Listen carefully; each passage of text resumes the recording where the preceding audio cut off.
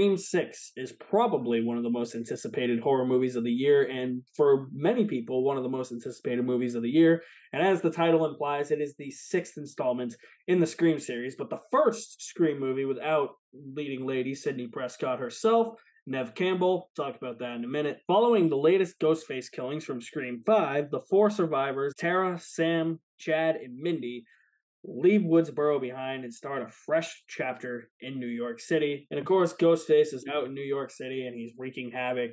And this is like Jason Takes Manhattan, but a lot better, and it's with Ghostface, who is brutally savage in this movie. The opening alone is great. It really sets the tone for the type of kills and the type of Ghostface that we're getting in this movie. And I love that entire opening. It's an elongated opening. It might be the longest opening in a Scream movie so far. I'm not 100% sure. When it comes out on Blu-ray, I'll have to check that, or I'll have to like IMDb the trivia or something, because there was a point where it ended, and I said, oh wow, so that such and such person already got ganked, because you know how these things work by now. Somebody gets ganked in the opening, and then just cuts to the credits, and then we cut to the actual like plot of the movie and how that kind of ties into everything. But so and so got ganked, and then I was like, oh well, hey, they didn't do the opening title thing, and then it keeps going, and somebody else gets ganked, and then that's when it did the opening title thing, and here we are in our movie that I was kind of underwhelmed on.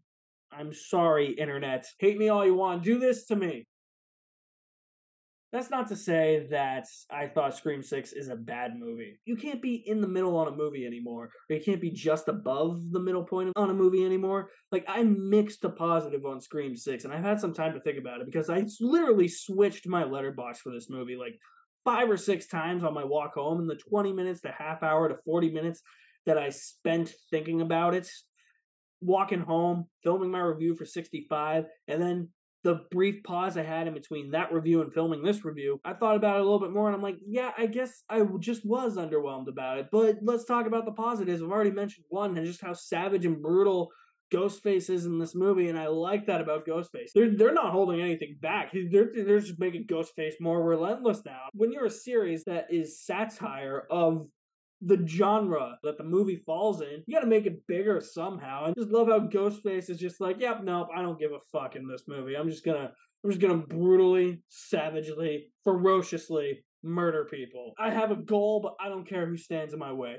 I'm gonna do it. And I'm like, yeah, I feel like that's the natural progression now for Ghostface. Also, the core four, I'm really starting to get behind these guys being the leads in more Scream movies now. I was kind of mixed on them. Tara I really liked in Scream 5, but Sam herself, I was like, I don't really know if I like certain aspects of her character. And going back and rewatching Scream 5 a couple times, I don't think Melissa Barrera's that great in that movie. I think she's a little bit dry, and then maybe that's why I couldn't relate to Sam, but I felt like there was more of a character with Sam in this movie, and going back to it from the beginning of Scream 5 to where we end up with Sam at the end of this movie, it's a really good character arc, because in Sam in this movie, you feel for her, man. She's dealing with some stuff. She's still traumatized by the events of the previous movie. There's something going on with her about a rumor that's been spread about her, and I'm just like, those are ideas that I think we as fans of the series have taken and are be like, I wonder if they'll expand on that, or I wonder if they'll do something with that. And it's almost like they're reading our minds, like they're addressing that. And I actually like that.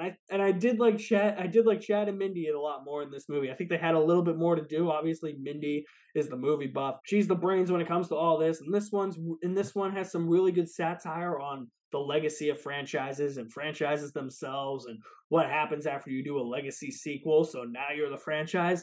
I like that. I have some mixed feelings on it as well, which we'll get to. There was also a great sister bond between Sam and Tara in this movie, and Jenna Ortega continues to be a scream queen.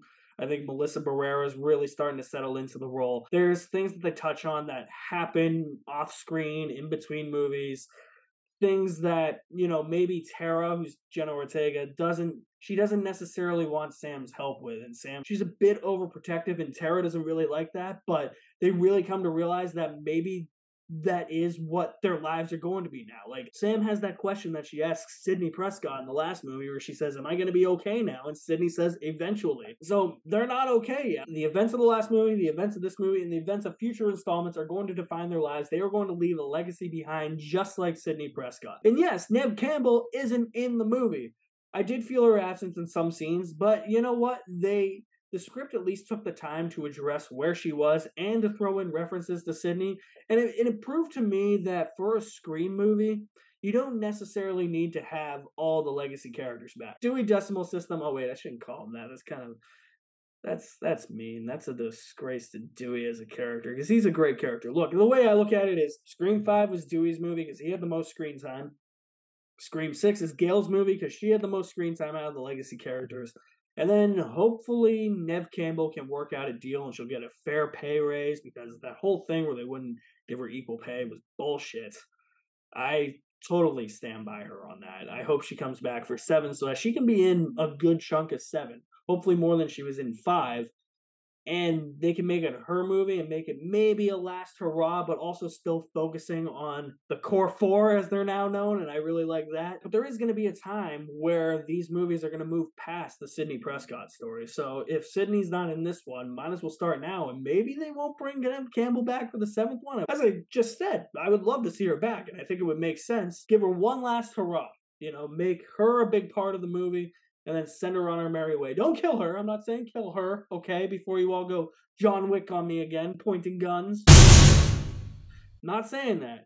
I'm just saying, think you got to give her a bigger role, a slightly more substantial role than she had in 5. The last hour of this movie, I will say, I thought the tension was built up really well by Radio Silence, the directors. I think they captured a lot of that Wes Craven tension, and it was just anxiety-inducing. Scream 2 essentially is a 2-act movie. The first hour is shit happening, and then the last hour is the whole thing with Dewey and Gail in the auditorium, and then what's going on with Sydney and the reveal in that auditorium. So that's kind of like 2 acts combined into one. So I kind of look at that as a 2-act movie. 2 went by a little quick, though. It's about the same runtime as 2 hours. And there's more going on here, and I think that it was able to switch from set piece to set piece to set piece a lot more smoother than 2 was. So I think it was better than 2 in that regard, and it was great seeing Hayden Panettiere back as Kirby Reed. I'm glad that they're acknowledging and bringing back some of the characters from the 4th one, because in 5, it's almost like, well, they kind of forgot about the characters in the 4th one. That's not the case here. There's elements of the grand scheme of things, like as you see in the trailer, what Gail calls a ghost face shrine. That's a great idea, but I don't know. I guess where I'm feeling underwhelmed with Scream 6 is just the structure of it all, and some of the choices in the screenplay, and the not necessarily the motivations of the killers, but just how that all plays out in the reveal of the killers. It just left me really underwhelmed, because when I look at the structure of this movie, it's essentially Scream 2. And I get that that's the point. It's addressing the legacy of the series and the legacy of long-running horror series themselves and franchises, and especially big franchises, and what happens when legacy characters don't come back or when they get killed off. That's fine. The shrine thing, that worked for me, and bringing all that home. But I guess it's just the way it's structured and the way it's written. I get that that's what they're trying to address in this movie. But that just went so far over my head to the point where it just felt like unnecessary fan service and a complete ripoff of Scream 2, because I looked at it as the exact same thing as Scream 2. And you'll know exactly what I mean when I see it. I don't want to really spoil anything. I'm trying my best not to spoil anything. I feel like the killer reveal was a little bit too quick in that 3rd act. It was just like blink and you miss it. It was like, wait, what just happened? That type of thing. Screenplay also just has some exposition moments and other moments of fan service that feel like they're there for the sake of fan service. Like, minor spoiler here, but there's things that happened off screen between installments between Gail, Tara, and Sam.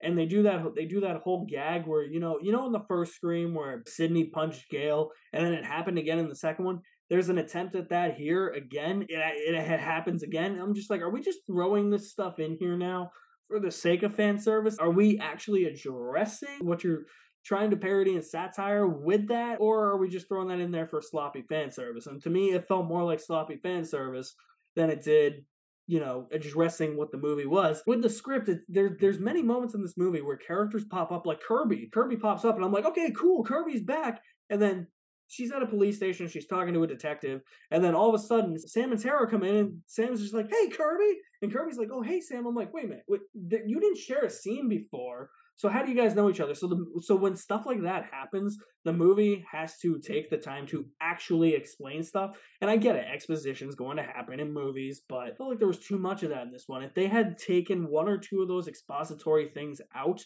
I probably wouldn't be as hard on that. There's another thing too where it explains what happens with Gale, Tara, and Sam in between the movies. And I was just like, okay, just going on explaining, filling in the gaps now. That expository stuff didn't work for me with this movie. So yeah, I like where Sam's arc begins and ends in this movie. I like that we have a core four that we can follow that might carry on the torch from Sidney Prescott. I like that we still have some of the legacy characters coming back. That last hour or so is very tension-filled and anxiety-inducing, and Ghostface is as savage and ferocious as ever. It's just expository dialogue, feeling very much the same as Scream 2, with that being the point, going over my head, and killer reveal, just, it all felt underwhelming to me, and I guess that's why I'm so conflicted as to where I would rank this in the Scream franchise. It's better than 3, but I think I would just put it right above 3, and that's it. And the rest of them, I think I said this at the beginning of the review, but I literally changed my score on Letterboxd about 4 or 5 times, and, I think I've settled on where it is, and I'm going to tell you my rating right now, and I don't even know if I can tell you a rating, because Scream 6, I think, is better than half a bucket of popcorn, but not quite as good as 3/4 worth of a bucket of popcorn. If there was a rating right in the middle there, it would be that. I also feel like now that we're getting more ferocious and more savage with Ghostface, we're taking on a bit of a darker tone, and it feels like it's not becoming as fun anymore. That's just my personal opinion, but hey, throwing up that John Wick guns pointing at me meme twice already, might as well do it again for saying that. So if you have seen Scream 6, I want to know what you think about it. Drop me some feedback in the comment section below. I'll leave my link to my website in the description below as well. You guys are the best. Thank you for watching. My name is Alex Madden, and I will see you at the movies somewhere.